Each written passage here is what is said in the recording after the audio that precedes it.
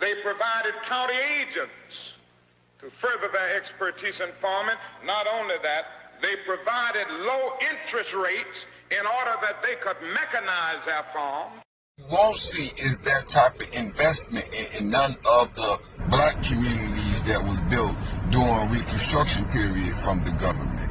You will not see any support from the government. You will see black people turning within their own selves, using their own skills and ability and resources in order to build vibrant, strong communities without government assistance. Blissville basically became the core for the early black commercial district. It was established really just west of where Mount Holly Cemetery is, right in close proximity to 9th Street. A lot of things that are necessary to grow an economy and grow a community were not really available to black people at that time, just post-Reconstruction.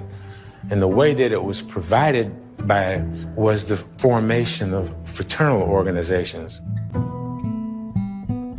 They existed because black people couldn't expect to be admitted into predominantly white fraternal organizations. And so what's happening on 9th Street is happening in black communities all over the country. They're forming mutual aid kinds of societies to help each other out in difficult times.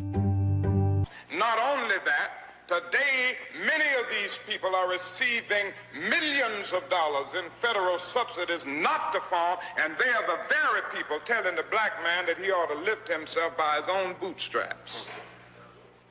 And this is what we are faced with, and this is the reality. Now, when we come to Washington in this campaign, we are coming to get our check.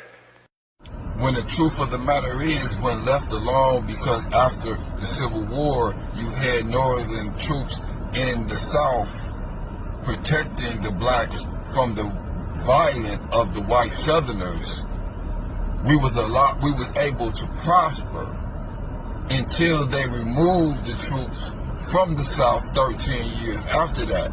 That is called the Reconstruction period. In this part of history, white people do whatever in their power to hide from you because they don't want you to understand that you have the ability to change your condition. And when you change your condition, they react with violence. For the first time in the history of Arkansas, we had a new kind of type of African